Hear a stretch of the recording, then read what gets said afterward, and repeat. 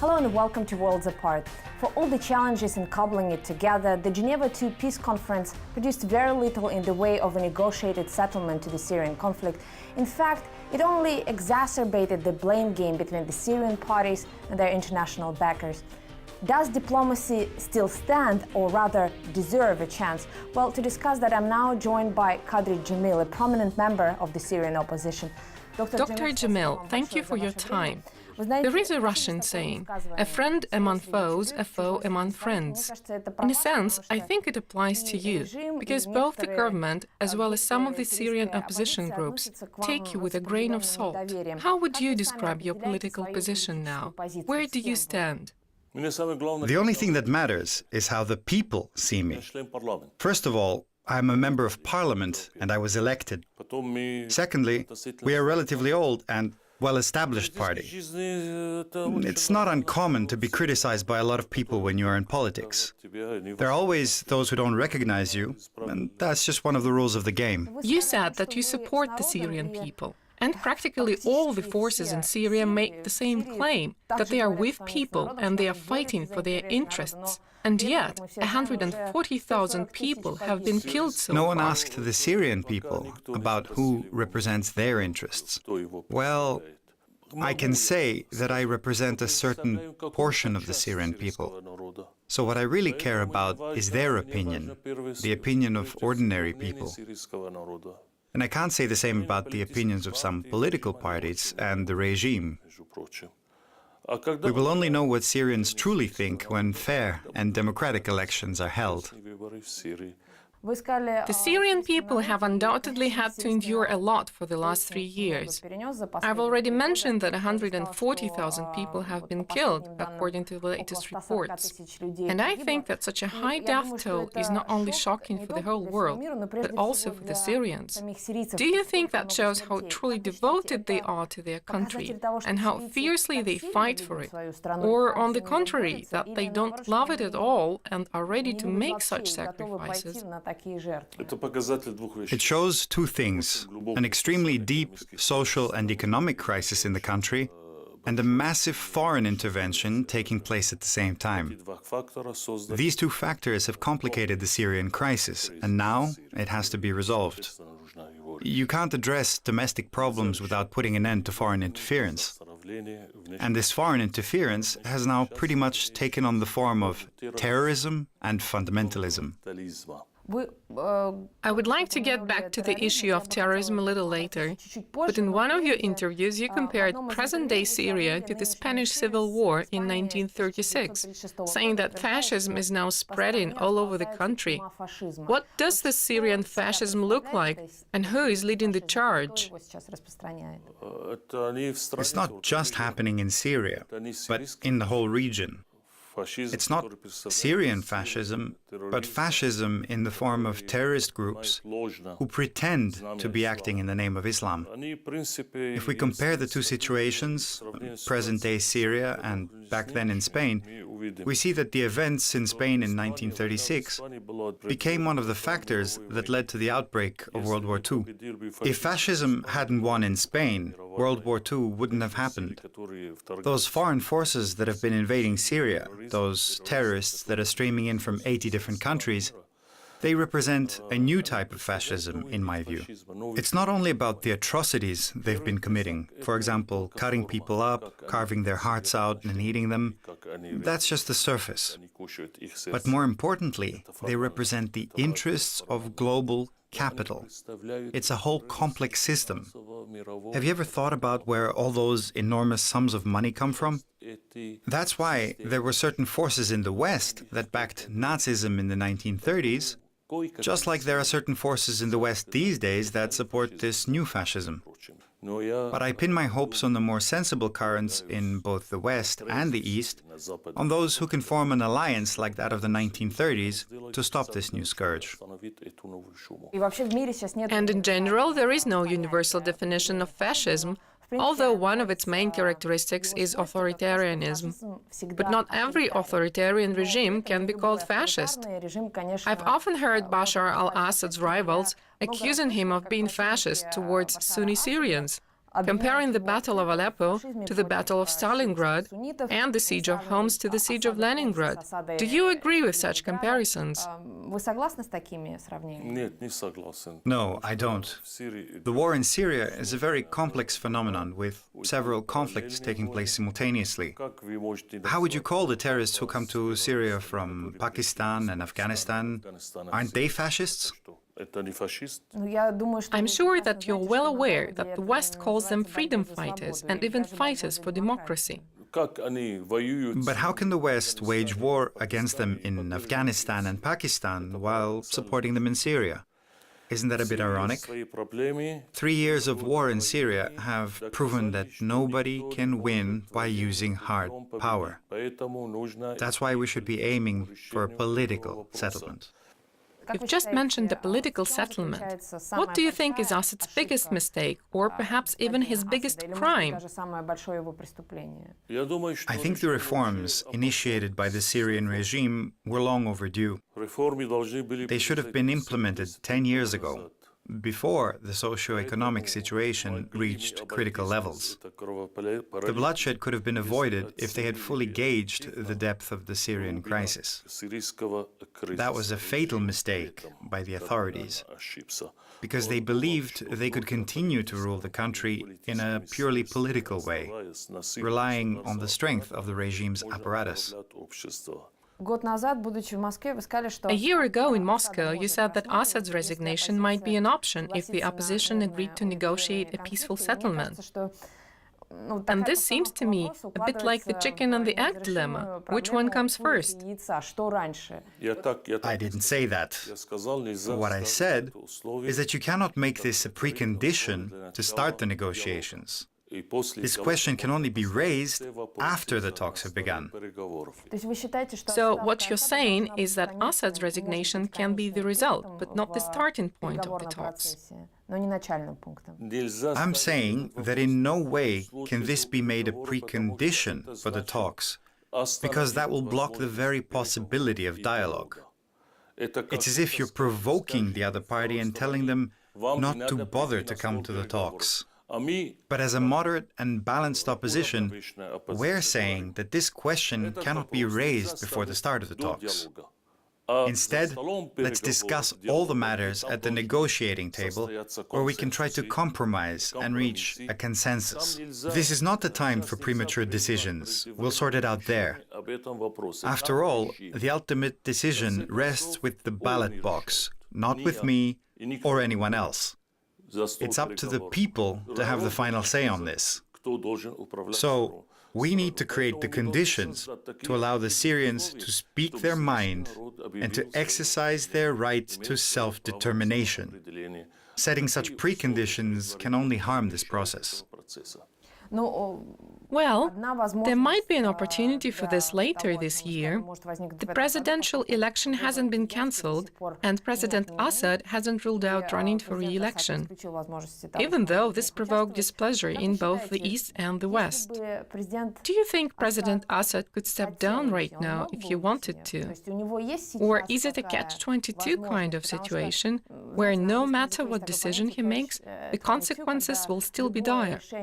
Could it be that he feels that stepping down now, or even sometime later, would essentially mean leaving the country to the mercy of his enemies? I don't see why this issue is being highlighted. In Western democracies, nominations start a month or two before the election. It's absurd to discuss it now. Let's get to the elections, create the conditions for them to be held, and then we can discuss it.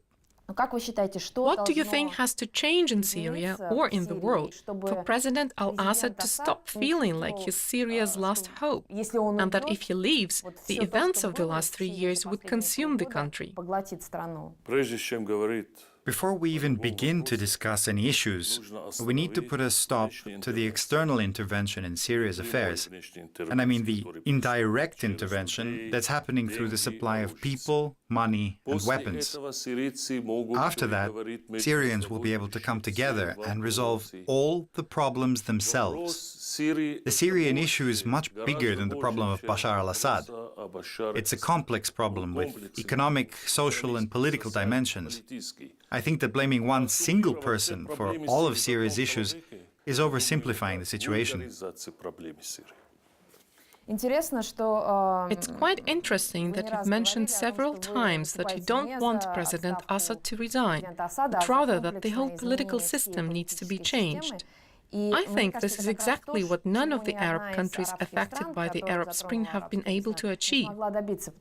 If we take Egypt, for example, the leader is gone and the regime is still there. The Libyan leader was killed and the government system was almost completely destroyed. Tunisia is often mentioned as a positive example, but it's probably too soon to judge. My question is, what is your vision of the future of Syria if Assad has to go? We've studied the experiences of other countries and we've learned certain lessons. I'm talking about Egypt, Libya, Tunisia, as well as others. So this is why we're going to go down our own path, a different path. We're going to work out a new way to resolve the crisis and a new model to develop Syria afterwards. We'll create this model. How is this model different from the others? What makes it different is true democracy and social justice, meaning the redistribution of wealth, which is the cornerstone of any nation.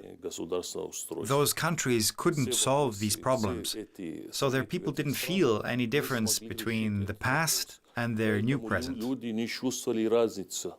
Dr. Jamil, we need to take a short break. When we come back, what's the point of foreign powers trying to mediate the Syrian conflict when those same powers continue supplying arms to the country? That's coming up in a few moments on Worlds Apart.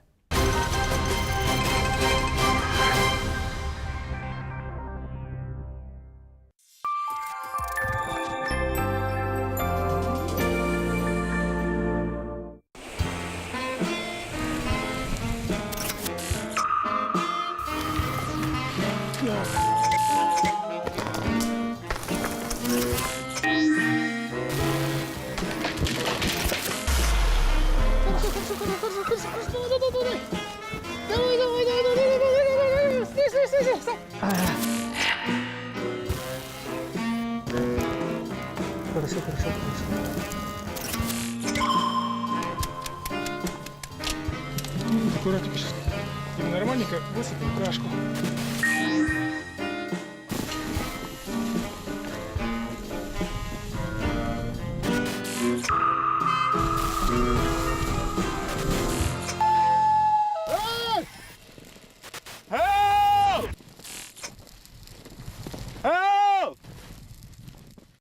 NATO puts years of anti-drug and terrorism cooperation at stake as it suspends ties with Russia while boosting its military presence in Europe.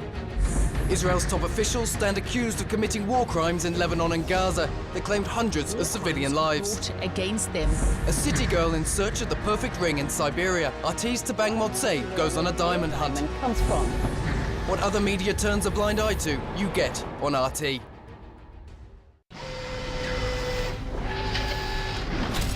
Welcome to the future. Science, technology, innovation. All the latest developments from around Russia. We've got the future covered.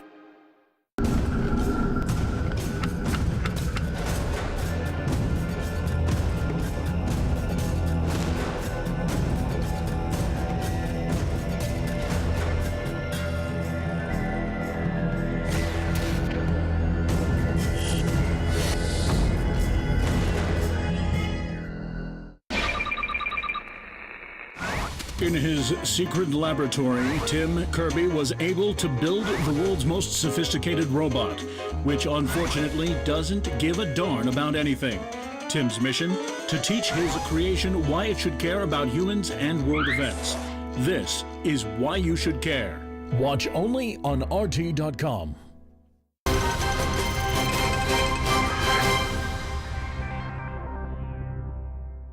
Welcome back to Worlds Apart, where we are discussing the conflict in Syria with Qadri Jamil, a prominent member of the domestic Syrian opposition. Dr. Jamil, you represent the so-called patriotic opposition, and up until recently you were a member of Bashar Assad's government. as part of an attempt to find a consensus. But unfortunately, or maybe fortunately for you, you were fired for being too active, as many believe, or perhaps for being too independent.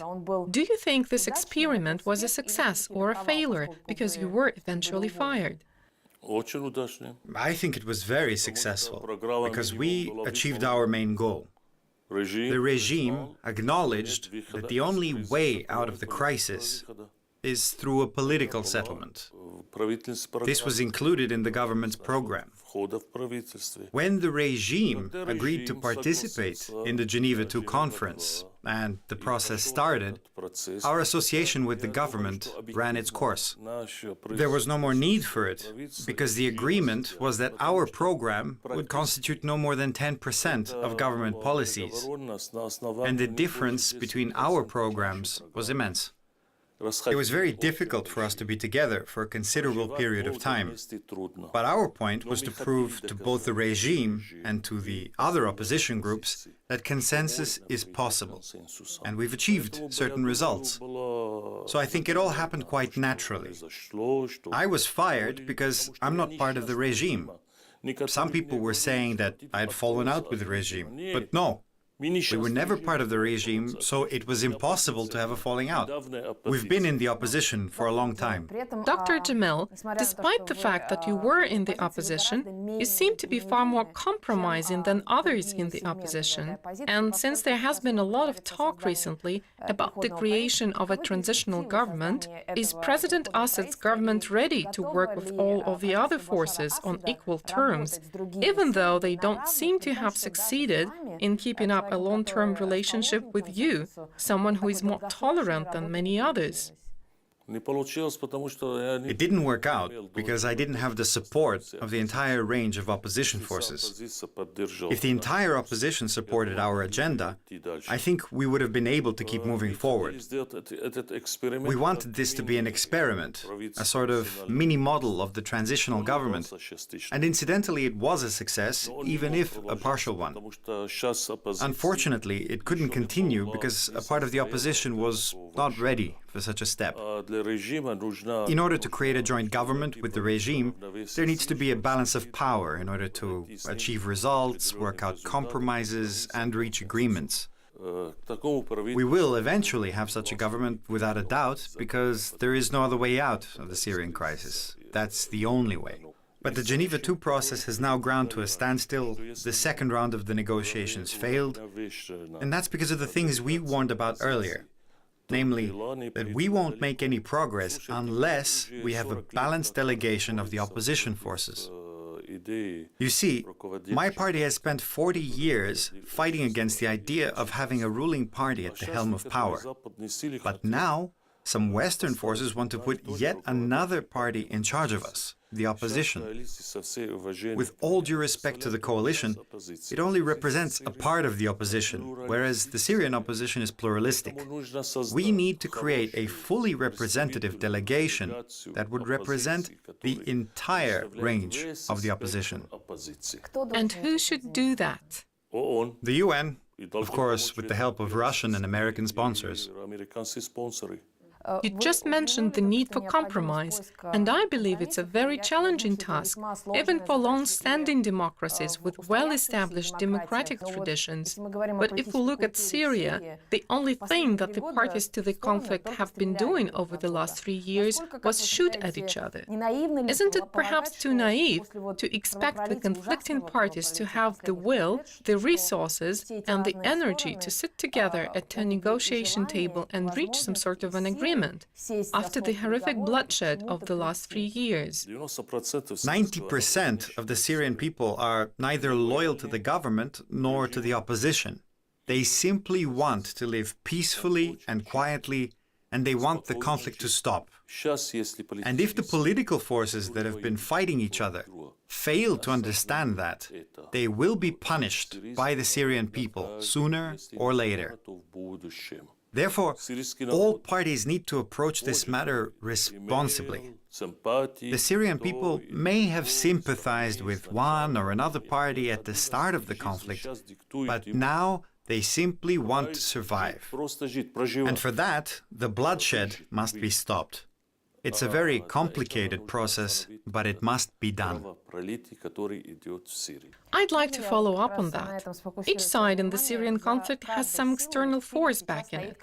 So my question is, even if the Syrian people are simply tired of war, as you say, and want it to stop, and are willing to compromise, in other words, if the will exists inside the country, would the external forces allow it? But this is exactly what the Geneva II conference was trying to achieve: to put an end to all external intervention, to put an end to violence in the country, and to kickstart the political process.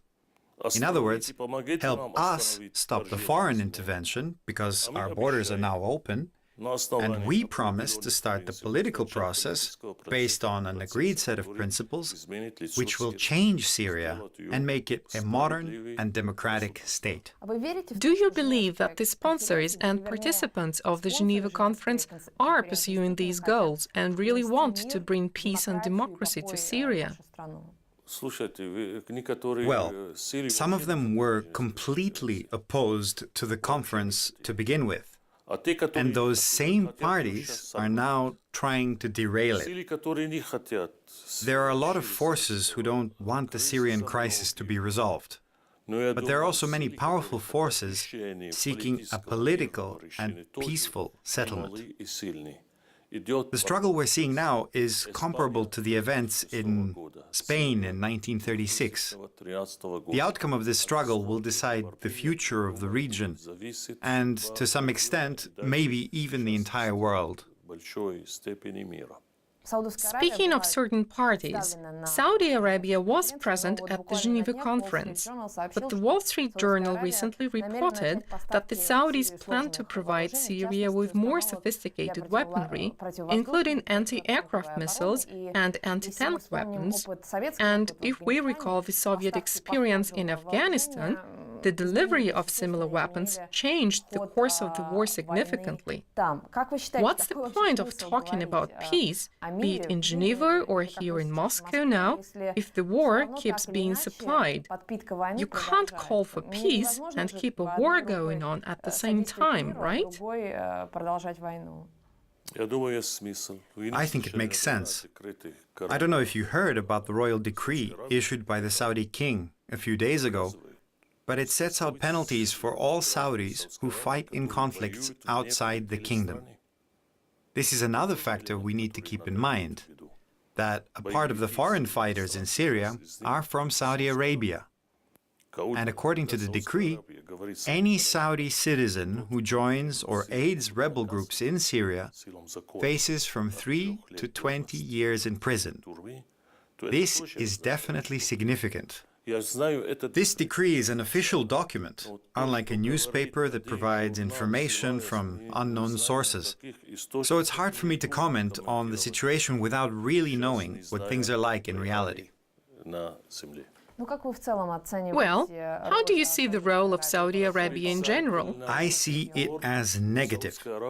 But Saudi Arabia now realizes that there is no military solution to the crisis and that it can have a backlash later.